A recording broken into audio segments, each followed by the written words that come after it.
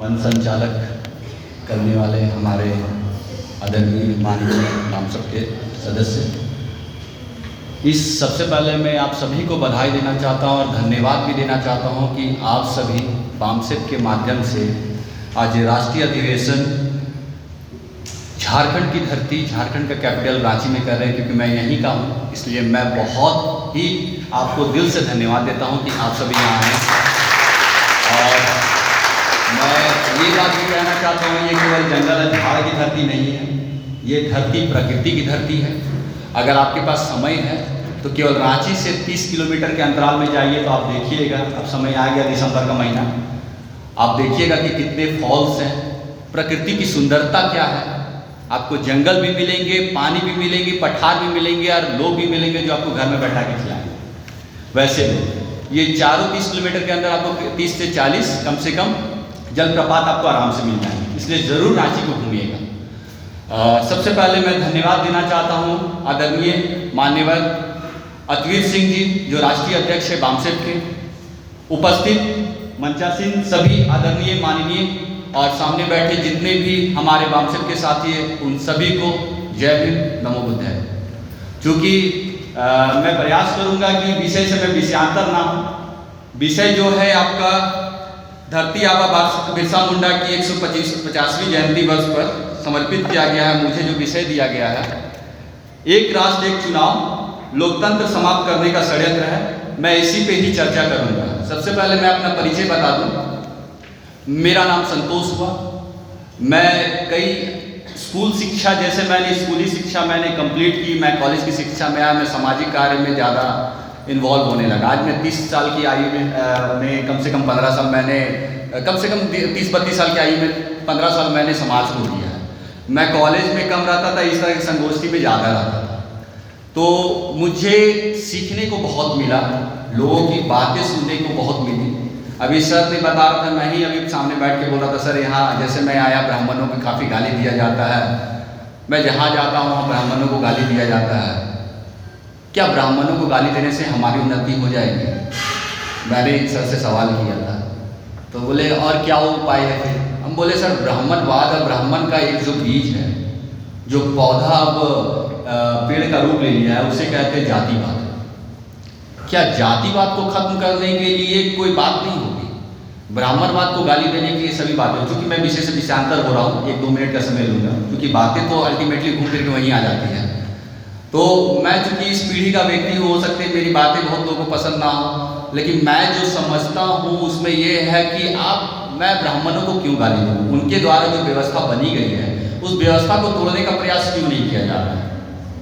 आप 4 वर्ण कहते हैं कि 4 वर्ण है, मैं 5वां वर्ण को जानता हूँ, वो अछूत वर्ण था जिसकी कोई व्याख्या नहीं की गई थी।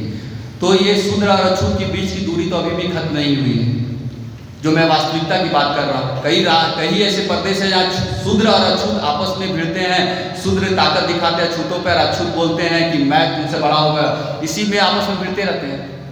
मैं कहता हूँ ये रोटी बेटी का संबंध कब स्टार्ट कीजिएगा? जब रोटी बेटी का संबंध स्टार्ट कीजिएगा तभी आप ब्राह्मणवाद को खत्म कर पाइएगा। बाबा साहब की सब बातें सभी को याद है, लेकिन बाबा साहब की वो बातें याद नहीं है जो रोटी और बेटी की बातें कह रहे हैं।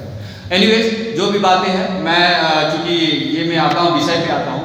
क्योंकि अतवीर सर ने, जैसे ही मुझे ये बुक मिला, मैंने देखा कि अतवीर सर ने काफ़ी अच्छे से इतिहास को समेट के 3 पन्नों में बताया है।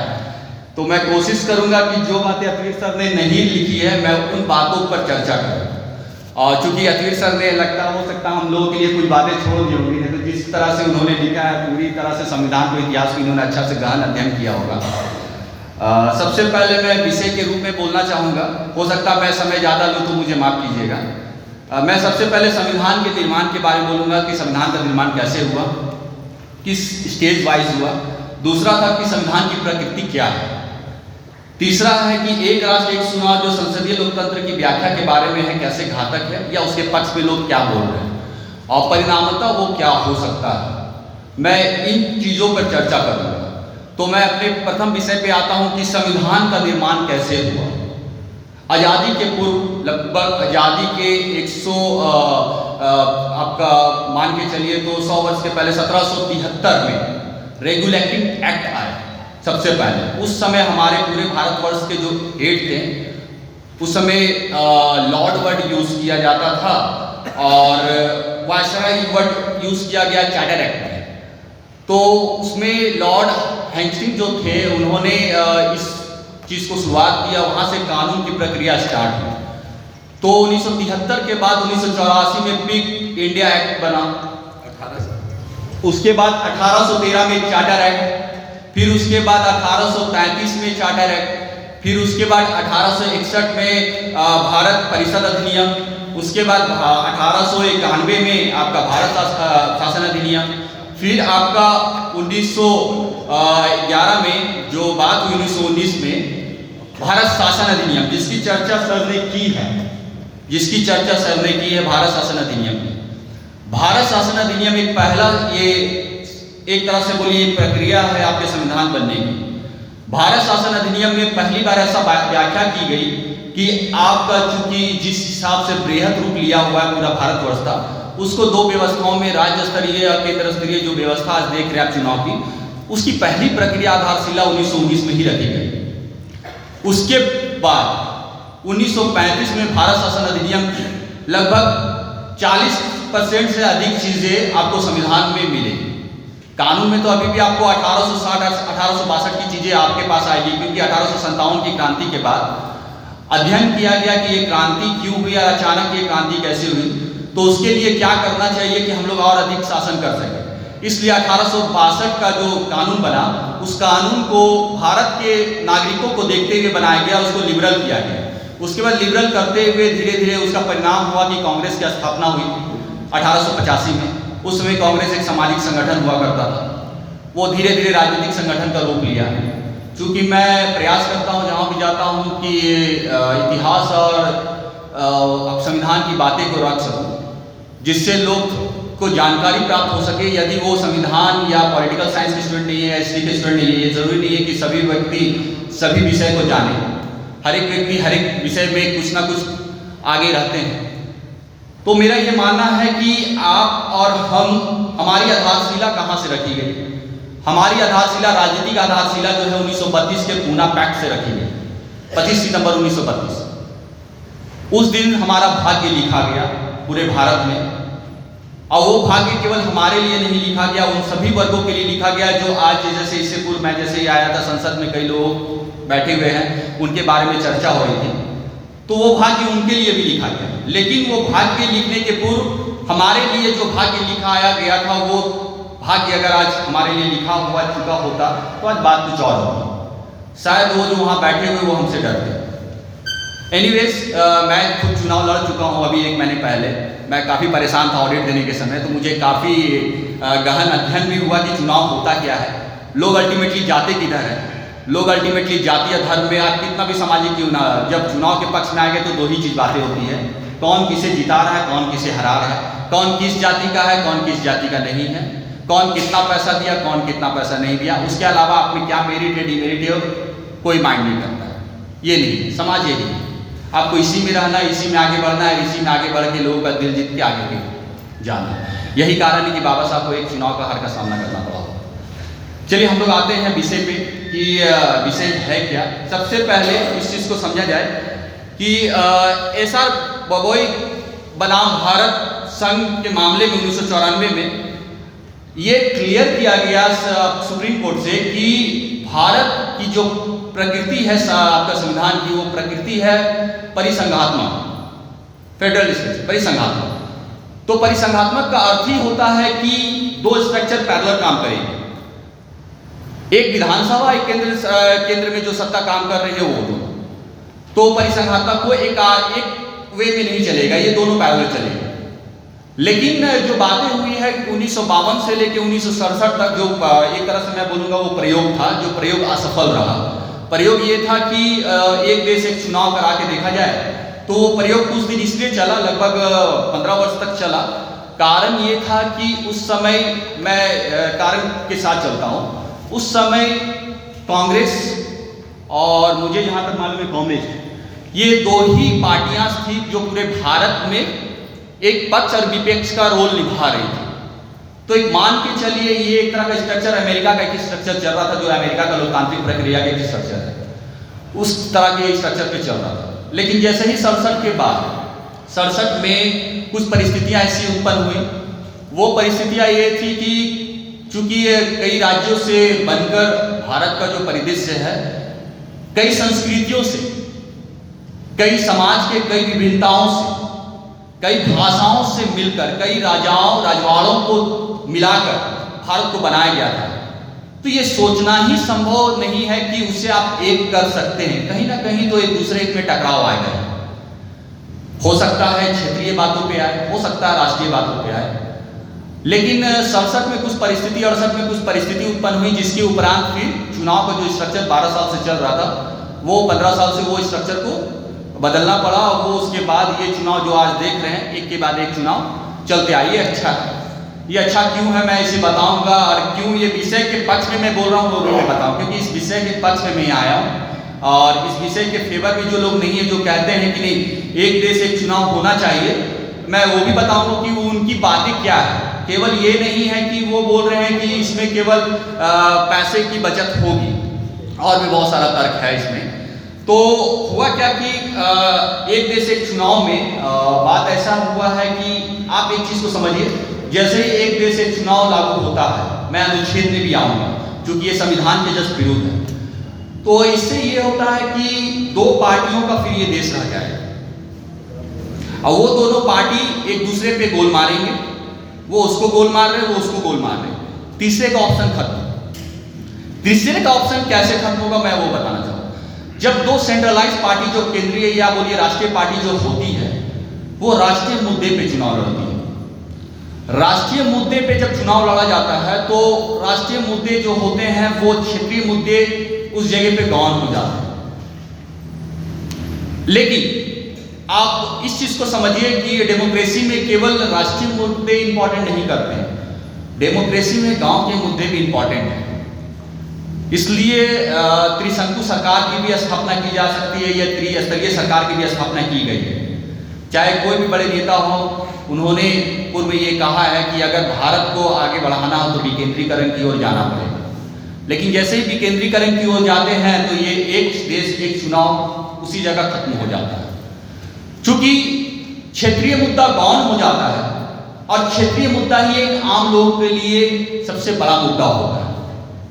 राष्ट्रीय मुद्दा इंपॉर्टेंट है, कुछ चीजों पे राष्ट्रीय मुद्दा इंपॉर्टेंट है, विदेश नीति, रक्षा नीति, और आपका गृह से रिगार्डिंग अगर कुछ मुद्दे हैं, गृह से रिलेटेड कुछ मुद्दे हैं, जैसे किसी राज्य में कुछ ऐसे मुद्दे हो गए। चूंकि बाबा साहब ने ये बात कहा है, चूंकि ये परिसंघात्मक है, आप लोगों को लगता है कि सेंट्रल को ज्यादा पावर दिया गया है, लेकिन ऐसा नहीं है। देश हमारा परिसंघात्मक है, जरूरत पड़ने पे राज्य भी ये बात बता देंगे कि उनको भी उतना ही ताकत मैंने दिया है जितना केंद्र को मैंने दिया है। ये अक्सर टकराव होता है, सुप्रीम कोर्ट में ये बातें आप लोग तो देखते हैं कि सुप्रीम कोर्ट में टकराव होता है, अल्टीमेटली कभी ना कभी राज्य की जीत होती है। ये हाल फिलहाल में हमारे झारखंड के राज्य की जीत हुई है, 1,36 करोड़ की बात हो रही थी सर, कि हमारा रॉयल्टी 1,36 करोड़। सुप्रीम कोर्ट ने कह दिया कि आपको देना होगा, केंद्र सरकार ने कह दिया संसद में कि कौन सा 1,36 करोड़ मैं नहीं जानता। तो यहाँ के आदरणीय माननीय मुख्यमंत्री जी ने कहा कि मैं बताता हूँ कौन सा 1,36 करोड़। मैं आज अपना कोयला बंद कर दूंगा तो आपको समझ में आ जाएगा कि कौन सा 1,36 करोड़। हमारे लोग आज से आपका ट्रक रोक देंगे तो आपको समझ में आ जाएगा कौन सा 1,36 करोड़। तो वो नहीं, अदरवाइज जो भी है, क्योंकि वो अलग चीजें हैं। तो सबसे बड़ी बात है कि क्षेत्रीय मुद्दे जैसे ही गौण होंगी तो क्षेत्रीय पार्टी जो है उनका उद्भव नहीं हो पाएगा, उनका उदय नहीं हो पाएगा। और जब उनका उदय नहीं हो पाएगा तो एक तरह से मान के चलिए दो प्रणाली के साथ चलेगी, दो पार्टियों की, वो तानाशाह हो जाएंगे। और जब वो तानाशाह हो जाएंगे तो एक आम घर का बच्चा भी, जैसे मैं एक आम घर का बच्चा हूँ, पैदल आया पैदल जाऊंगा, ठीक है। अगर बात अलग है कि मैं चुनाव लड़ लिया, लाखों रुपया खर्च कर दिया, ठीक है। एक आम घर का बच्चा भी आपका वो चुनाव में आने के लिए डरेगा या उसे मौका नहीं मिलेगा, क्योंकि पार्टी है, राष्ट्रीय पार्टी है। कभी कभी सुनते होंगे कि टिकट भी पैसे से मिलता है, कभी कभी सुनते होंगे कि जो जितना चरण दोहन करता है उन्हीं को आगे बढ़ाया जाता है। विचारधारा की पार्टी तो बन के नहीं रह जाएगी। फिर एक ब्राह्मण दूसरे ब्राह्मण पे वाला जो बात होती है आप लोग, राष्ट्रीय पार्टी या क्षेत्रीय पार्टी में अंतर क्या? आज आप देख रहे होंगे क्षेत्रीय पार्टी का उदय क्यों हुआ। क्षेत्रीय पार्टी दो स्थितियां में चलती है, क्षेत्र के मुद्दे, दूसरा जिस क्षेत्र में जिस जाति की संख्या ज्यादा है उस क्षेत्र में उस क्षेत्र की पार्टी की मजबूती भी होती है। इससे यह प्रतीत होता है कि उस क्षेत्र की जो पार्टी है उस जाति को प्रतिनिधित्व कर रहे हैं, उस जाति के लिए वो काम कर रहे हैं, तो उस जाति को कुछ नहीं होगा। ऐसे कई पार्टियां फिर उभर के आई जो अपने अपने समाज के लिए, अपने अपने लोगों के लिए पार्टी बनाए और उनके अधिकार के लिए संसद में गए हैं और उनके अधिकार की बातें कर रहे हैं। जैसे वो लोग वहां पहुंचना बंद कर देंगे तो उनकी भी बातें वहां तक नहीं पहुंच पाएगी। फिर बातें कहां पर, एक छोटे से रूम पर वो बात होगा कि कौन सी बात किसको करना है, कौन सी बातें उठाना है, किस बात पे विरोध करना है, किस बात पे विरोध नहीं करना है। जब ये बातें आएंगी तो आपके भाग्य विधाता भी वही, आपके रिप्रेजेंटेटिव भी वही, आप चाह के भी कुछ नहीं कर पाइएगा और एक तानाशाह का युग शुरुआत हो जाएगा। अब इसमें देखा जाए कि जैसे ही किसी पार्टी को विहिप जारी हो जाता है, मैं प्रैक्टिकल बातें पे ज्यादा विश्वास करता हूं, जैसे ही किसी पार्टी को विहिप जारी हो जाता है तो वो पार्टी के जितने भी लोग हैं मजबूरन उसे उस विहिप का पालन करना पड़ता है। यदि उस विहिप का वो पालन नहीं करेगा तो संसद में ही एक नियम है, विधानसभा या केंद्र सरकार के जो भी है लोकसभा राज्यसभा में, कि दलगत नीति आपको देखे होंगे, दल बदल कानून जो बना है 1986 में, उसके तहत कि वो उस दल के विरोध में हो जाएगा और जब हो जाएगा तो उसके खिलाफ एक कार्रवाई स्टार्ट होगी, हो सकता है उसकी सदस्यता भी चली जाए, हो सकता है उसे निष्कासित भी कर दिया जाए, तो वो चाह के भी अपने लोग की बात नहीं रख पाएंगे। तो ये जरूरी है कि क्षेत्र के जो भी क्षेत्र में है उसमें क्षेत्रीय पार्टी की होने की आवश्यकता है। अगर वो नहीं होंगे कि आपकी बातें वहां तक नहीं जाएंगी। जैसे गांव में एक मुखिया की आवश्यकता है उसी तरह एक राज्य में मुख्यमंत्री की भी आवश्यकता है उसके मुद्दे को लेकर बातें करने की। बस मान लेते हैं मैं अपनी झारखंड की बात करता हूँ सर, यदि मैं ज़्यादा समय लूँगा तो मुझे बोला जाए, मैं फिर कंक्लूड करूँगा क्योंकि संविधान की भी कुछ आर्टिकल्स के बारे में बताना है। ठीक है, हाँ 10 मिनट हार्डली 10 मिनट। तो चूंकि जैसे ही बातें हुई तो अगर मान लीजिए यहाँ बीजेपी की सरकार होती तो 1,36 करोड़ की बातें नहीं आती। वो 1,36 करोड़ किनका है? वो 1,36 करोड़ यहाँ के लोगों का है। वो कैसे है? जमीन उनकी थी, अधिग्रहण किया गया, अधिग्रहण करने के पश्चात उन्हें छोटे छोटे झोपड़ियों में रहने के लिए मजबूर किया गया। वो कौन है? वहाँ के मूल निवासी थे, इसलिए जमीन उनको देना पड़ा। और जब उनकी जमीन को दिया गया, एक एकड़ों में जमीन दिया गया, तो उनकी खुदाई यहाँ से लेके अंदर तक हुई। समझिए चीजों को। और जब खुदाई हुई तो वहां से फिर धुआं उठा, धुआं उठने के बाद आग उठा, आग उठने के बाद पॉल्यूशन उठा, पॉल्यूशन उठने के बाद यहाँ के लोग फिर बीमार होना शुरू हुए। जो जंगल झाड़ के लोग 110 वर्ष जीते थे, आज वहाँ के लोग मात्र 55 वर्ष जी पा रहे हैं, 60 वर्ष जी पा रहे हैं। क्यों? आप धनबाद चले जाइए, यहाँ कोई लोग अगर कभी जाना हो धनबाद के झरिया में जाइएगा तो धरती से आग निकल रहा है। ऐसा आग जो आप लोग टनों टनों की कोयले से जलाते वैसा आग निकल रहा है। कई लोग धंस जाते हैं अंदर, तो वो वहां धंस के चले गए। अब वो अस्थमैटिक बन गया। मैं कहता हूं जमीन मेरी, मैं उस जमीन का पैसा भी नहीं ले पाया, उस जमीन से कोयला आपने निकाल लिया और निकालने के पश्चात उस धुआं को भी मैं ही खा रहा हूं। पूरे ब्रह्मांड में जब सबको जीने का अधिकार है तो आप एसी रूम में रह के 100 वर्ष जिएगा, 90 वर्ष जिएगा, मैं आप ही अपना ही जमीन में नहीं रह के आप ही का धुआं खा के मैं 60 वर्ष जीऊं। तो ये उनकी बातें रखने के लिए सरकार को क्षेत्रीय मुद्दे वाली सरकार जरूरी है। चलिए मैं अब मुद्दे पे आता हूं। मुद्दा ये है कि 172 आर्टिकल जो है और 84 केंद्र सरकार और राज्य सरकार के विधानसभा से रिलेटेड आर्टिकल है। आप लोग थोड़ा सा अध्ययन कीजिएगा उसको। तो 172 आर्टिकल के एक में ये कहा गया है कि विधानसभा की जो सत्र है वो 5 वर्षों के लिए ही है। चूंकि 42वां 46वां संशोधन के उपरांत 6 वर्ष हुआ गया, फिर 5 वर्ष कर दिया गया था, तो 5 वर्ष के लिए है। अब चुनी हुई सरकार 5 वर्ष के लिए है। अब वो चुनी हुई सरकार को किस तरह से हटाया जा सकता है, पहले उसको समझना। कैसे संविधान को ये तोड़ा जाए? चुनी हुई सरकार को आप 2 या 3 तरीके से ही हटा सकते हैं। एक, उनके पास बहुमत ना हो तो ऑटोमेटिक हट जाएंगे। दूसरा, आर्टिकल 356 के तहत संवैधानिक प्रक्रिया के तहत अगर उस राज्य में किसी भी तरह कानूनी विफलता आ जाए और वो संवैधानिक रूप से विफल हो जाए, तो राज्यपाल आर्टिकल 200 के तहत ये आरक्षित कर सकता है नियम को कि वो राष्ट्रपति को अनुशंसा कर सकता है कि यहाँ पर राष्ट्रपति शासन लगाना। राष्ट्रपति शासन लगाने के उपरांत वो साल भर के लिए केंद्र के सरकार से या लोकसभा राज्यसभा से पास होके साल भर के लिए वो स्टैब्लिश हो जाएगा। फिर अधिकतम वो 6 महीना के लिए जा सकता है। एक ये प्रक्रिया है। उसी तरह दूसरी एक प्रक्रिया 84 में जब जाइएगा, सब 84(2) में, तो उस प्रक्रिया के तहत आपको ये देखने को मिलेगा कि यदि किसी कारणवश नहीं चल पाती है संसद, मतलब बहुमत नहीं होता है लोकसभा, तो उसमें भी अल्पमत में जाने के बाद सरकार चली जाती है, जैसे अटल बिहारी वाजपेयी जी की सरकार चली गई थी। तो जब एक देश एक चुनाव की बात होती है तो कभी ना कभी ऐसी परिस्थिति तो उत्पन्न होगी। तो जब ऐसी परिस्थिति उत्पन्न होगी तो कभी ना कभी ये चीज फिर से ये प्रयोग विफल होगा, जैसे वो नोटबंदी का प्रयोग विफल हुआ। किस नाम को लेके? काला धन को नाम को लेके काला धन लाएंगे, 99% से ज्यादा पैसा वापस आ गया और काला धन भी बाजार में रह गया। जो काला धन वाले थे काला धन में रह गए। उसी तरह ये भी विफल होने जा रहा है, इस चीज को मान के चलिए। आर्टिकल 356 को आप लोग देख रहे हैं, ये तो बहुत लोग के दिमाग में गया होगा।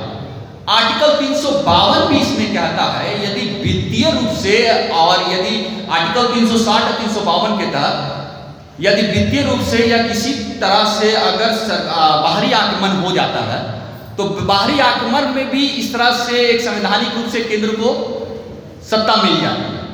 तो केंद्र को सत्ता मिल जाती है तो उस तहत भी आप कहिएगा कि मामला वहां भी कॉन्फ्लिक्ट करता है। तो मेजर कंडीशन यहां आर्टिकल 356 पे उठता है। तो आर्टिकल 356 और 172 को जब एक दूसरे से मिलाइएगा तो ये कभी भी संभव नहीं है कि एक देश एक चुनाव हो सकता है। या आपको आर्टिकल 356, 352, 360 को हटाना पड़ेगा, या आपको 172(2) को हटाना पड़ेगा। तो 172(2) को हटाइएगा तो आपकी ये प्रक्रिया खत्म हो जाएगी। और अगर आर्टिकल 352, 356, 360 को हटाइएगा तो वो भारत के देश के प्रधानमंत्री और राष्ट्रपति को, जो भारत का कहते हैं ना, ये आपको सिक्योर करने की बात है, पूरे राष्ट्र को और राष्ट्र के बॉर्डर को सिक्योर करने की बातें, हर एक बातें, अंदर भी और बाहर भी, वित्तीय मामले में भी, गृह मामले में भी और आपके रक्षा मामले में भी, वो यही 3 आर्टिकल पे निहित है। 352, 356, 360 इन्हीं 3 मामलों में निहित है।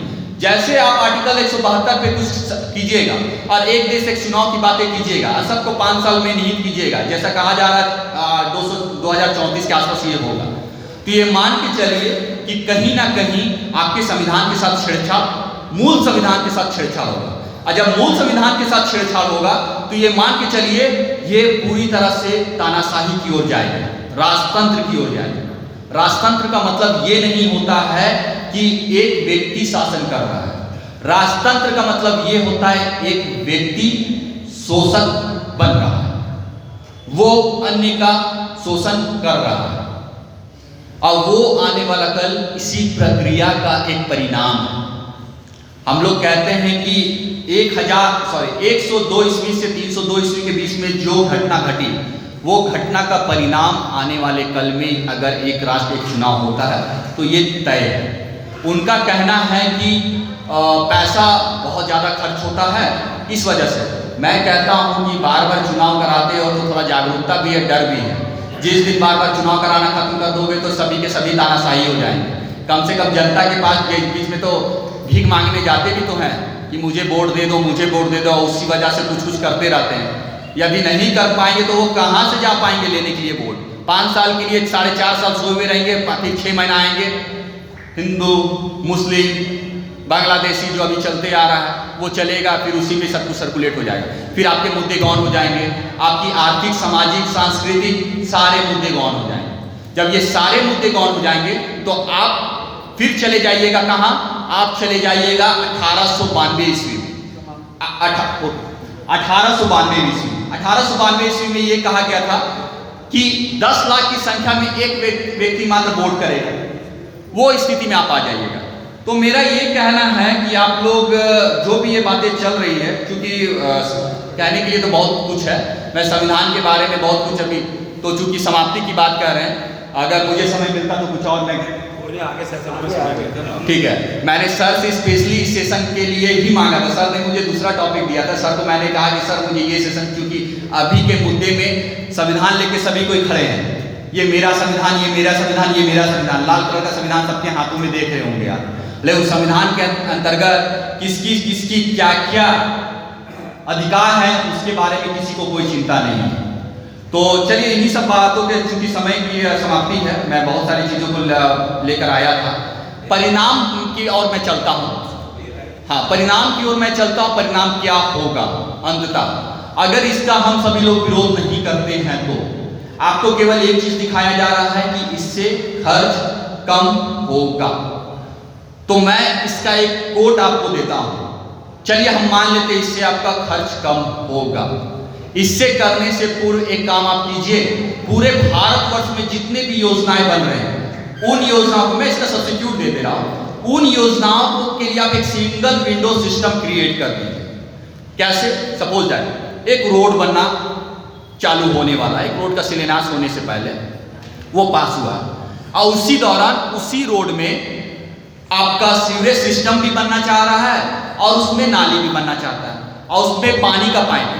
अब क्या होता है कि रोड पहले बनता है, पानी का पाइप बाद में लगता है, और जब पानी का पाइप लग जाता है उसके बाद सीवरेज सिस्टम का जो पाइप लगता है वो लगता है। उससे क्या होता है, पूरा का पूरा एक रोड 1 किलोमीटर का लगभग 1.5 से 2 करोड़ का होता है। आप सोचिए पूरे भारतवर्ष में कितना रोड बन रहा है। वो रोड जैसे बना तुरंत वो रोड में टूटा, तो टूटने से क्या हुआ, वित्तीय हानि हुई।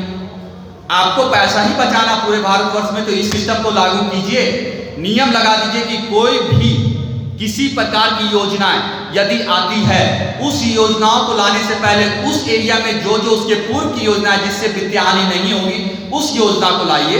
उस योजना को लाने के बाद वो अंतिम योजना को लाइए।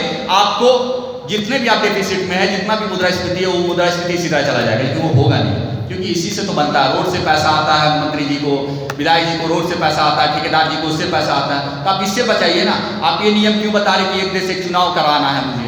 मैं तो इतना ही जान रहा हूं कि आप तानाशाही की ओर जाना चाह रहे हैं, आप देश में लोकतंत्र को खत्म करना चाह रहे हैं, आप देश को एक उस विचारधारा की ओर ले जाना चाह रहे हैं, केवल 2 लोग वहां दिखेंगे, तीसरा का कोई स्थान नहीं, और वही 2 लोग एक दूसरे को खेल खिलाएंगे, वही आपके नेता, वही आपके सब कुछ है। आज बाबा साहब को इतनी बड़ी बातें बोल दी गई, हमारे लोग बहुत कम दिख पा रहे हैं मैदान में, लेकिन उनके लोग आपके लीडर बन गए, और हम लोग ताली बजा रहे हैं कि वाह वाह वाह वाह हमारे लिए लड़ाई लड़ रहे हैं, और हम अपने अपने घर में ये बैठे हुए हैं। मैं यहाँ तक मैं बोलना चाहूँगा कि हमारे नौकरी पेशा लोग जो बुद्धिजीवी वर्ग में, मैं थोड़ा कटुता की ओर जा रहा हूँ, बुद्धिजीवी वर्ग है, मैं कहता हूँ कि कोई व्यक्ति अगर अपने आप को पूरी तरह से समर्पित कर देता है समाज के लिए, ये बहुत कटु वर्ड मैं बोलने जा रहा हूँ, और वो अपने आप को पूरी तरह से निछावर कर देता है, वो अपना व्यक्तिगत जीवन नहीं देखता, वो अपना पारिवारिक जीवन नहीं देखता है, लेकिन जब वो पूरी तरह से समाज को समर्पित कर देता है तो उसे हमारा समाज क्या कहता है? उसे हमारा समाज कहता है कि ये लड़का कुछ नहीं कर रहा है, ये लड़का अपने जीवन के बारे में क्या सोच रहा है, ये लड़की अपने जीवन के बारे में क्या सोच रहा है। मैं शादी करूंगी तो करवाऊंगा तो अपनी बेटी का उसके साथ और अपने बेटे का उसके साथ, किसके साथ? जो नौकरी कर रहा है उसके साथ और जो नौकरी नहीं कर रहा है उसके साथ। मैं इसलिए बोल रहा हूँ, सबसे पहले सामाजिक जीवन को धारना। आप और हम RSS को गाली देते हैं, मैं नहीं गाली दूंगा। मैं क्यों गाली दूंगा? उसके हर घर के एक व्यक्ति समाज को समर्पित है और वो पूरा जीवन अपना समाज को दे देता है, ना वो शादी करता ना वो अपने जीवन में रहता, लेकिन उसका पूरे घर का खर्च वो पूरा समाज उठाता है। क्या हमारे घर में ऐसा है? हमारे घर में सबसे पहले उसे लफंगा वर्ड यूज कर दिया जाता है, हमारे घर में सबसे पहले उसे बेरोजगार वर्ड यूज कर दिया जाता है, हमारे घर में सबसे पहले उसे वर्ड यूज कर दिया जाता है हमारे समाज के लोग कि अरे वो तो कुछ करता ही नहीं, अरे वो सबसे बड़ा काम कर रहा है, आपके समाज को जागृत कर रहा है। आपका कर्तव्य है कि उस चेयर में बैठते हुए जो पैसा कमा रहे उसका 5% नहीं तो कम से कम 1% उस तरह के लोगों के लिए दान करें। ये जो बामसेफ है वही काम कर रही है। मैं इस बामसेफ की तारीफ करना चाहता हूं, चाहे वो जो भी विंग है, वो अपने सारे काम को करते हुए अपने परिवार को त्याग कर, अपने व्यक्तिगत जीवन को त्याग कर उन्होंने जन जागरूकता का अभियान चलाया। उस जन जागरूकता के अभियान के लिए आप कुछ नहीं कर सकते तो आप 2 चीज कर सकते हैं।